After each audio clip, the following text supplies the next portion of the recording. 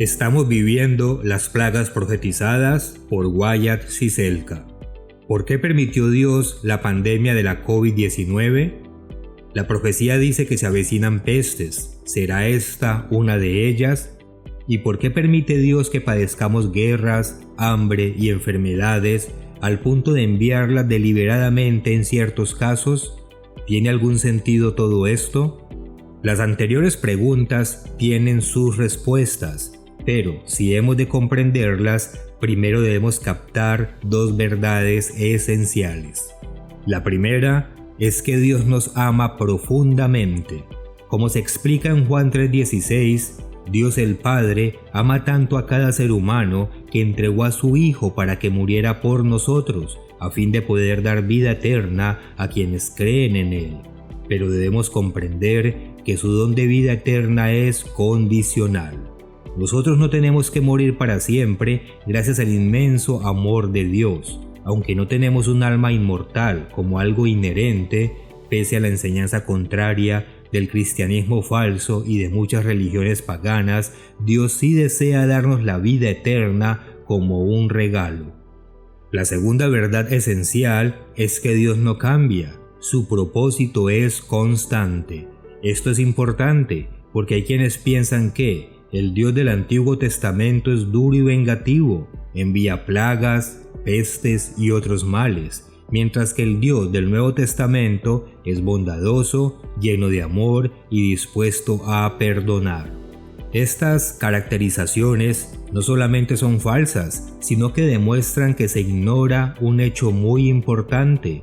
Juan 1:1 revela: en el principio era el Verbo, y el Verbo era con Dios, y el Verbo era Dios. Quien se convirtió en Jesucristo, el Verbo o vocero, coexistió desde toda la eternidad al lado de aquel que se convertiría en el Padre. La Biblia revela que Dios el Padre creó el universo por medio del Verbo, que se convertiría en Jesús. Como está escrito, todo fue creado por medio de Él. Juan 1:3, Colosenses 1:16. Fue quien trató con Abraham. Juan 8:56 al 58. Durante las plagas de Egipto, en el Éxodo, a través del Mar Rojo, y cuando se dictaron los 10 mandamientos, el Verbo era el Dios del Antiguo Testamento que trataba con Israel. 1 Corintios 10, 1 al 4. La Biblia refiere que en un momento dado durante el Éxodo, Moisés y los ancianos vieron al Dios de Israel. Éxodo 24, 9 al 11. Pero a quien veían no era Dios el Padre. Juan 1:18 y 1 de Juan 4:12. El Dios de Israel era aquel que se convertiría en Jesucristo.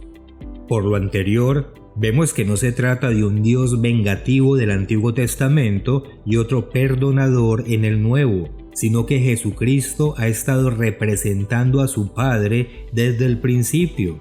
Por eso, lo que se dijo antes acerca de Dios se aplica igualmente a Jesucristo. Él no cambia. Como dice Hebreos 13:8, Jesucristo es el mismo ayer y hoy y por los siglos. Aclaradas estas verdades, podemos situar las plagas de la profecía dentro del contexto que les corresponde. ¿Qué pretende Dios? Consideremos, ¿por qué sacó Jesucristo a Israel de Egipto? ¿Qué pretendía con eso? Dios liberó a Israel de la esclavitud a causa de sus promesas pactadas con Abraham, Isaac, Jacob y José. Génesis 12:2 y 48:11 al 22. Pero también para que su pueblo pudiera servirle y adorarlo con rectitud. Éxodo 7:16, 8:1 y 34:14. Dios prometió incluso que, si le obedecían, no traería sobre ellos ninguna enfermedad de las que había enviado a los egipcios, porque yo soy el Eterno, tu sanador. Éxodo 15:26. Siglos más tarde, le dijo al rey Salomón: si los israelitas se arrepienten y se convierten de sus malos caminos, perdonaré sus pecados y sanaré su tierra. Segundo libro de las Crónicas 7:14. Años después, cuando Judá se vio ante un ejército enemigo muy superior, el rey Josafat temió la perspectiva de una guerra. convocó un ayuno de arrepentimiento y entró al atrio del templo para suplicar a Dios que los librara. Segundo libro de las Crónicas 20, 1 al 12. La nación entera obedeció a Dios y Él escuchó y los salvó. Versículos 13 al 15. ¿Qué espera Dios de nosotros? Desea que nos arrepintamos del pecado y la maldad. Desea que guardemos sus mandamientos para que podamos vivir sanos y felices y recibir sus bendiciones. Salmos 112:1 y Apocalipsis 22:14. Y para que aprendamos a pensar como piensa Jesucristo. Filipenses 2:5. Entonces permaneceremos en su amor. Juan 15:10.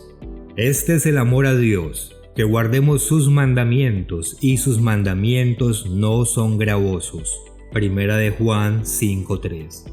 No cometamos nunca el error de pensar que Jesús, que no cambia, eliminó sus propias normas de moral y el día de culto que mandó guardar, el sábado o séptimo día. Éxodo 20:8. Los cristianos verdaderos agradecen a Dios por su gracia y misericordia, porque saben que todos pecaron y están destituidos de la gloria de Dios. Romanos 3:23. Ruegan con fervor que Dios preserve al mundo de todo mal y sufrimiento, y al mismo tiempo procuran ayudar a otros en sus momentos de necesidad. Deuteronomio 15:11, Lucas 14:12 al 14 y Santiago 1:27. Pero los verdaderos cristianos también comprenden por qué Dios permite y a veces aún envía guerras, hambre y enfermedades. Dios no cambia, nos ama profundamente y porque nos ama desea vernos elegir la rectitud y la obediencia y acoger nuestro potencial como hijos en su familia. Protección contra las plagas finales. Este tema, el deseo de un Dios amoroso de ver a los seres humanos elegir la rectitud y convertirse del mal, está vigente y lo estará en el futuro profetizado. El libro del Apocalipsis muestra a Jesucristo, el Cordero, desatando a los 4 jinetes que representan la religión falsa, la guerra, el hambre y la enfermedad al final de la era actual. Apocalipsis 6, 1 al 8. La cabalgata final de los 4 jinetes alcanzará el clímax aterrador en los días anteriores al regreso de Jesucristo. Ha habido pestes y otras catástrofes en la historia, pero las profetizadas serán mucho peores.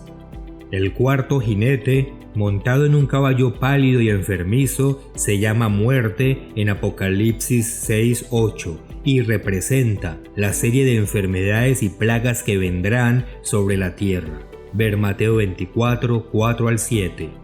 La cabalgata continuará hasta la gran tribulación, culminando con la muerte de la 1/4 parte de la población mundial.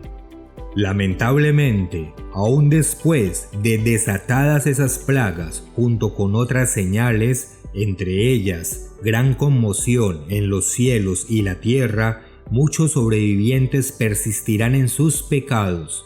Ver Apocalipsis 9, 20 al 21, 16, 9 y 11. A los discípulos fieles y obedientes se les promete un lugar de refugio. Apocalipsis 12, 12 al 14. Felizmente, Jesucristo regresará y en sus alas traerá salvación. Malaquías 4:2. Antes que la humanidad alcance a destruirse a sí misma. La comprensión de la profecía y las plagas previstas en la Biblia debe ir de la mano con un deseo sincero de arrepentirnos del pecado y obedecer a Dios.